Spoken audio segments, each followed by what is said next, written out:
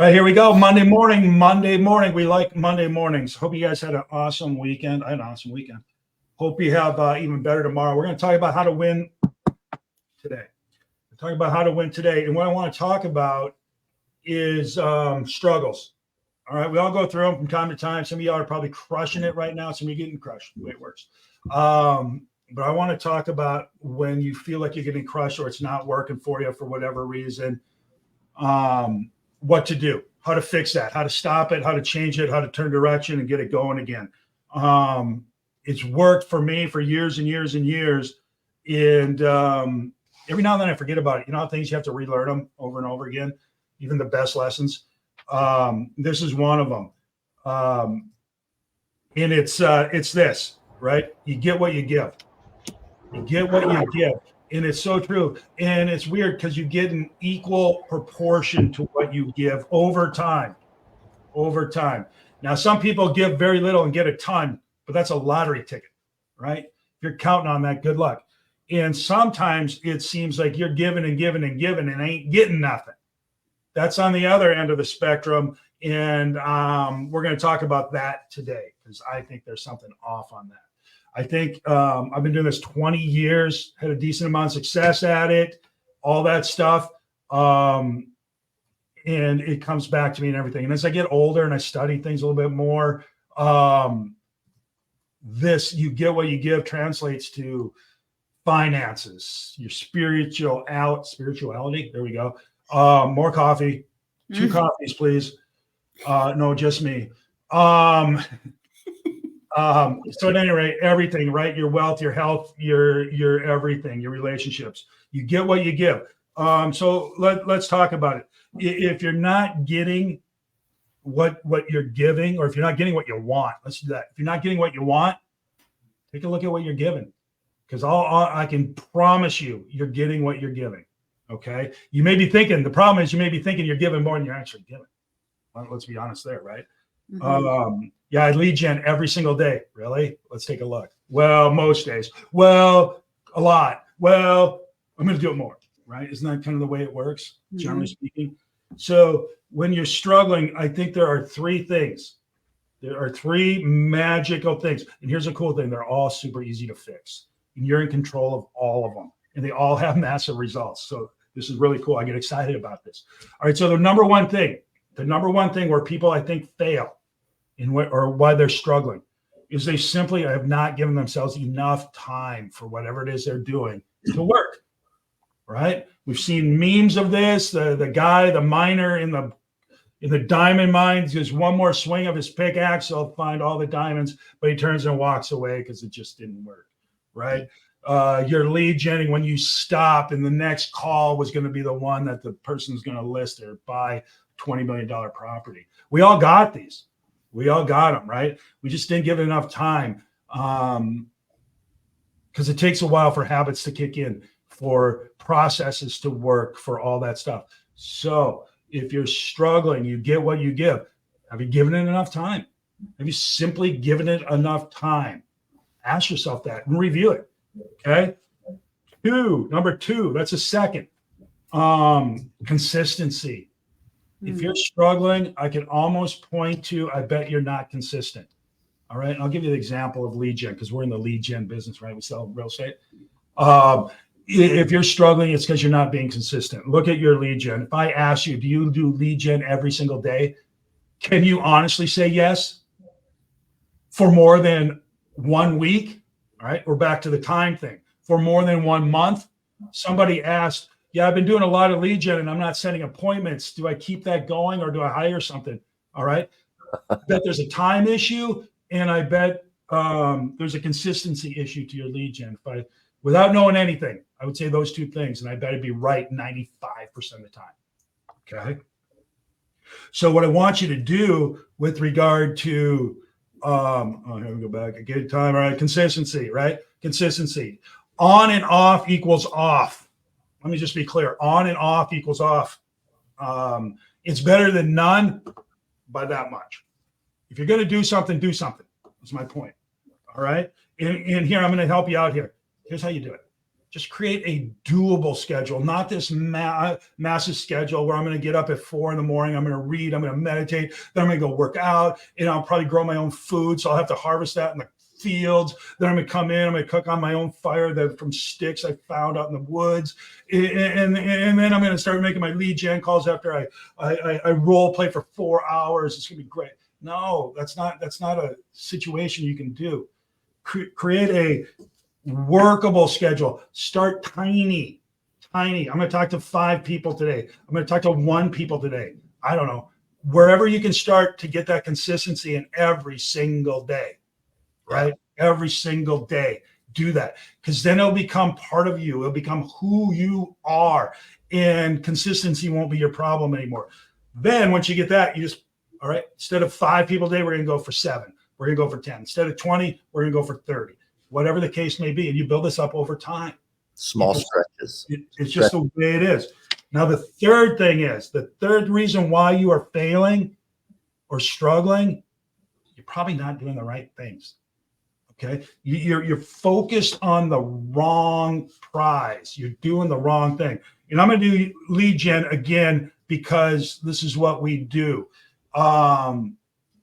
I get stuck on this, and I'm like a lead gen guy, and I even get stuck on this where I'll find something else to do that has got to be important. I got to do this right before I do my lead gen. But once I'm done with that, I'm going to just lead gen's going to crush today. But I never get to it because I'm busy doing that other thing that's more important. And what's the other thing? Oh, I got a file I'm working on, or I got to do this class, or I got to go get this sign put up in a yard. You'll come up with a million things other than lead gen that become more important, right? But as important those are, they're not as important as lead gen if you're a real estate salesperson. Just the way it is. So you got to be focused on the right thing. Here's what I'm going to tell you about that too, right? It's kind of the same theory. Let me put it up here. You start small and you grow. All right. Lead gen for 20 minutes and end. I don't care. 5 minutes. All right. And then grow into it. What we do is 40-minute time blocks of lead gen, 20-minute break, 40 on, 20-minute break. Because I know the humans, unless you're freaking super lead gen person, if you can put 40 minutes together, take a break, put 40 minutes together, take a break, put 40 minutes together, you're going to end up with an hour and a half of solid lead gen, or 2 hours of solid lead gen. You give me that consistently over time, I will show you a person that is crushing. Okay. So let's review it real quick. Then we'll get into it and talk about it. 3 things you need to do to get back to your dreams. 1, give yourself time for your system to work. Okay. Do it consistently. On and off means off. Don't fool yourself there. And the way you're going to do that is create just a doable schedule, stick to it. And once you got it, you add to it then. All right. 3, do the right things. Don't be looking over here when you should be looking over there. And we can fool ourselves real easy because we're our best audience when it comes to magic tricks. Okay. Start small and grow with that as well. That's how you're going to do it. All right, Mark, tell me, story about this. Are you on board? Yeah. I think the visual that I have is the person trying to get liftoff with an airplane, and they gun the throttle and let off the throttle, gun the throttle, let off the throttle. And they can't ever take off because it is off. You've got to commit to it. And I think for a lot of new agents, if they don't have the runway of 6 months, they need to do this part-time. They need to just dial in a schedule and have the income that's coming in so that what they're doing, even though it may be little, they do it consistently. And otherwise, they'll gun it for 3 months and then they'll cut it because they've got to go do something else. They've run out of money, and 3 months isn't a long enough runway. Not in this business. It's not. And you never end, really, right? Yeah. Your runway needs to be as long as it needs to be, but you also need a lot more runway than you think. Absolutely. So true. Destiny, what have you experienced with regard to this? I've experienced just like what Mark said, that 6-month runway. I think we get into this business as newer agents thinking, oh, I'll get my first deal in the first month. And there's so much you have to learn and build that database so that you become recognizable to people as a realtor. And so it's being realistic with your timetable and knowing it's going to take that time to get your business and then create that momentum to keep your business going. And so just being realistic with your time is I think key. I think it's hard for new agents to look at agents who've been out there. Mm-hmm. This goes across everything, right? If you're learning to play an instrument, if you're learning to run something, if you're learning to do anything, when you look at somebody who has put in the time, who has the skills, who's done it consistently, all that, they make it look so easy. Mm-hmm. And another thing I found is, I know you hear the story about when I was your age, we used to walk to school, all that stuff. But I also find that most people who are successful kind of brush it off like, oh yeah, just go make some calls, just talk to some people. It's no big deal. You'll be fine. But they don't tell you I used to walk carrying, bags of stuff, and I studied my scripts and I went to preview and I did all that. They won't tell you, no, just go look at some houses and just follow the script and talk to people. You'll be fine. And you start to think, oh, okay, that's all I got to do. It's not all you got to do. There's so much more, and they don't tell you about that. How about you, Julie? What do you think? Well, I mean, I think obviously you're right about the consistency. Wait, say that again, will you? Yeah, the consistency and the time. The thing is what people see before they get into real estate is how easy it is. And the reason why they think it's easy is either they got through one transaction where they bought or sold a home, or they see a realtor who's successful and they think, wow, that looks so easy. And from the outside, it does look fairly easy. And the reality is with any goal, whether it's running, whether it's real estate, whether it's, playing an instrument, you have to focus on one thing and you have to focus on that one thing until you master it, because you're not going to be able to add the next skill. You can't just improvise if you haven't mastered the skills, whether it's guitar, piano, whatever. You have to master. And the one thing I would say, what I've witnessed, so I've been in this since 1996. I'm about to start my 29th year in real estate, is before you get into real estate, have 6 months worth of savings at a minimum, and or somebody else who's paying the bills. Because if you don't have a minimum of 6 months and you're not consistent and you don't have a good mentor, you're probably going to fail. So you have to be prepared to stick to it. And, not to be, not to disagree with you, Mark, but I would say part-time is the wrong thing. You have to be all in if you want to succeed in real estate. And, part-time is, if you're going to do it part-time, you're always going to be part-time and you will never, ever fully succeed. Sometimes it's better to be on a high wire with no net, because then you're going to be more focused and you're going to have this mindset of, I am going to make it no matter what. So, my thought is have 6 months of savings and plan to make it no matter what, because if you're half in, half out, you're always going to be half out. And, part-time is half in, half out. Well, and I'm going to push back a little bit. You're right. The vast majority don't do it part-time. They do it spare time, and spare time is a fast track to failure. Some of my best are in a field who became full-time, but their part-time was really 2 full-time jobs. They had it time blocked. They focused on it. Nothing got in the way of their consistency. It was never spare time. It was, these are the times that I work my business, and they worked it without fail.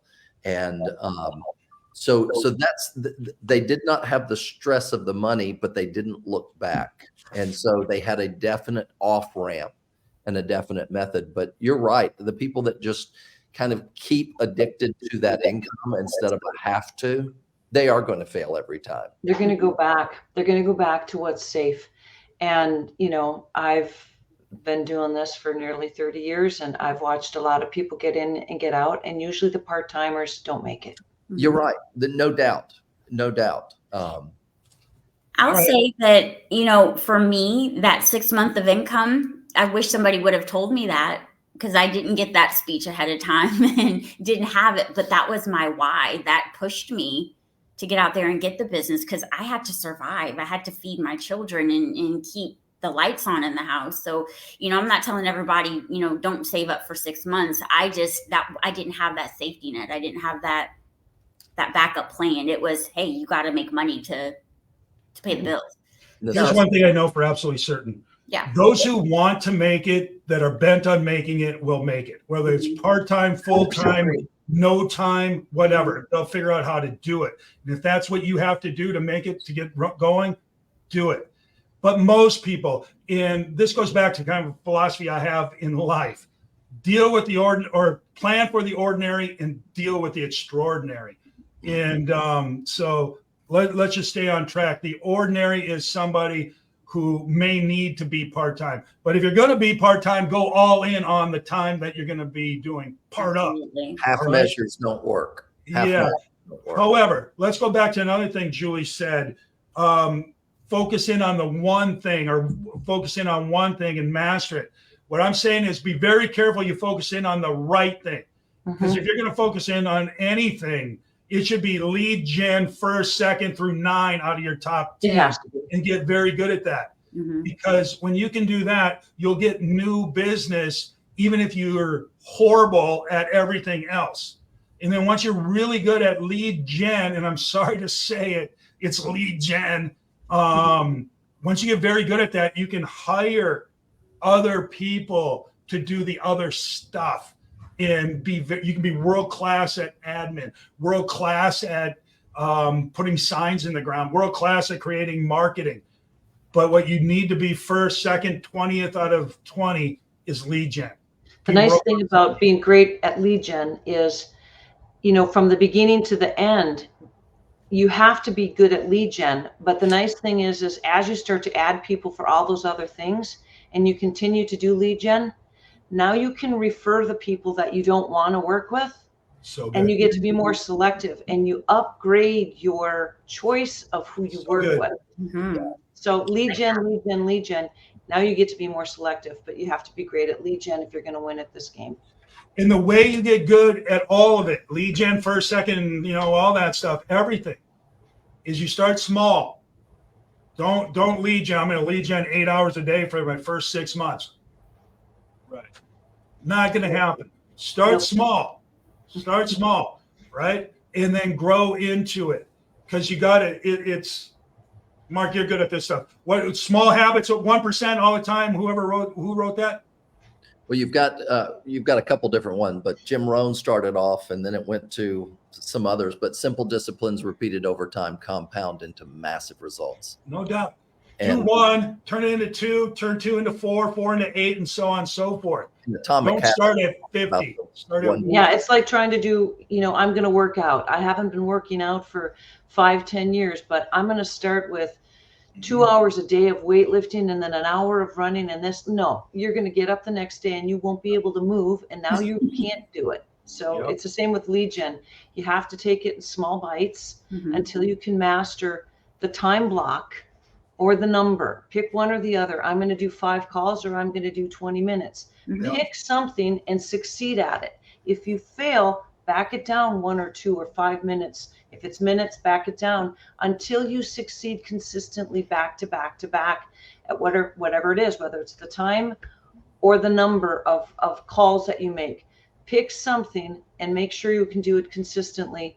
And if you can't do it consistently, back down a little bit until you can. And get that muscle memory. John, that right there, the number 3, I was going to tell you, fast forward to number 3, do the right things. This is where a coach and mentor is so important from the get-go. And there are agents that complain about the cost of that. And most organizations will allow it to be a cost of sale. In other words, the coach, the mentor takes on the cost, the risk up front with their time, but the cost of failure is greater than the cost of coaching. You're not going to know what the right thing is oftentimes. And oftentimes you're blinded. It's why you don't have you're not your own client, right? Yeah. You hire an attorney, even if you're an attorney. You hire a realtor, even if you're a realtor. don't have yourself as your own client. You get blinded by certain things. And When start you small. first got into this, how quickly did you get a coach, John? I had a coach day one. I Literally had a coach day in one, hour my one. third year. Yeah. I got in 96 and I got a coach in 99, but I got a coach where I paid for a coach, but I had a mentor. Day one, I actually had 2 mentors. And, you know, you give a split of your commission. And I'll say the best money you will ever spend is having a successful, be careful who you choose, successful, educated, you know, don't just pick someone off the internet, somebody who has demonstrated their success and is doing what you're doing, you know, before you choose them. But it's worth every penny that you pay to learn from someone who knows what they're talking about. Just to be clear, when I got into this, there was a plan. The plan was to hire a coach. So I didn't get into it and then start to wonder. Now, granted, I didn't start selling real estate until I was 35 years old. So I had some water under the bridge, so to speak. Well, and lean into those coaches or mentors. Don't just sit back and wait for it to come to you. Lean into it and hold on tight. And there are clients that I have that are going through a program that they sit back. The ones that do best lean into the process and are coachable and highly desirable of that growth. They are education growth minded, and that's what you've got to be. And there's 2 types of coaches and mentors. Your mentors, Good and bad. well, I guess there's 3 types. No, that's a different category. But there's the type that are within your industry that have done it and maybe are still doing it, you know, actively. And then there's people who are great at coaching, but maybe that's not they're not realtors, or, you know, let's say you're a lender. They're not a lender. They might be great at coaching and seeing what you can't see, seeing your blind side. But that's why, you know, I always recommend getting on a team or getting a mentor where you give them a split who can walk you through every single line of the contract, here's why you do this, here's why you do that. You know, it's just not filling in blanks and having the right answer. You have to know why. You know, you need to be able to look ahead and see the holes and the cliffs and the things that you're going to fall off of and avoid them. So it's, you know, there's the coach that teaches you to do the right thing and to focus in the right area and encourages you. And there's the one that knows what every single line of the contract says. Okay, so let me bring this back around. 3 things that you can do to get you back on your dreams if you're struggling. Okay, you get what you give. Go back and look. Are you given enough time to achieve what it is you want to achieve? Don't stop right when you're about to get there. The second thing, if you're struggling, is almost certainly you're having some consistency issues. On and off means off. All right, be on and on-er. And you'll be better. And if you can do that by creating a doable schedule and sticking to it, start small and then add once you create a habit and it's consistently happening. The third thing you're going to have to do is make sure you're doing the right things. Okay. You don't want to be stuck focusing on the wrong thing and going all out for that, because that's just a waste of your time. Make sure you're doing the right things. And again, when you start doing the right things, they're going to be hard. They're going to be hard. So start small, build a habit, and then add to it. And if you do it in that regard, you're going to get right back on. Just simply when you're struggling, time out, and ask yourself, am I giving what I need to get what I want?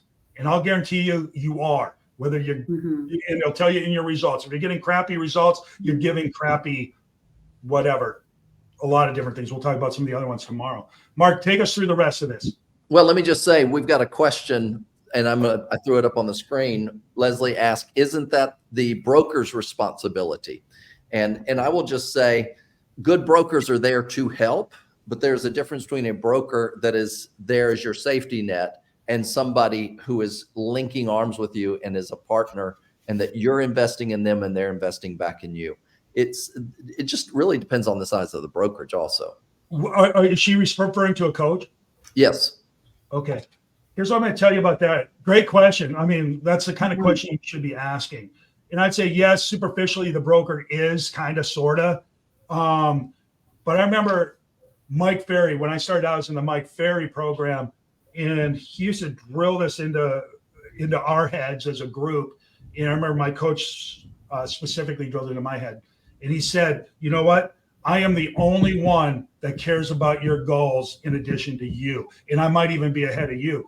Your spouse is going to be on you because to reach your goals, you're not going to be as home as much. You're not going to be as good of a father, a husband, or whatever. But your friends aren't going to be on board with you because to reach your goals, there's going to be jealousy, envy, and all the stuff that goes with that. And they're going to start picking at you. Your coworkers for the same reason, and all these things. But me, your coach, my job is to get you what you say you want. And that made all the sense in the world to me. Mhm. And it's not because your spouse is bad or your coworkers are bad. We're all human. So you need somebody who doesn't cares less about your spouse and your coworkers and whatever, that cares about you and your goals. And I would have a comment about that too. This is something that took me a while to understand, and it might be controversial, but I'll just say this is true. The Department of Real Estate, their goal is not necessarily about protecting agents. It's about protecting consumers. And the broker, their main function is to prevent us from getting sued and to avoid lawsuits. That's a whole lot different than seeing you succeed. They are basically looking at everything that you do and making sure that you're not getting entangled and fighting with usually other realtors, but creating something that would be a lawsuit. So is it their responsibility to help you succeed? Not really, but it's a secondary goal for them. And that's why we say, get somebody who's interested in your success as a successful realtor or team leader and or coach. Good conversation, people. Good conversation. We're going to have to end it here. We're getting along. You get what you give. When you're struggling, just stop. Am I giving what I need to give to get what I want? Let's go to work, people. See you tomorrow. See you tomorrow, guys. Bye.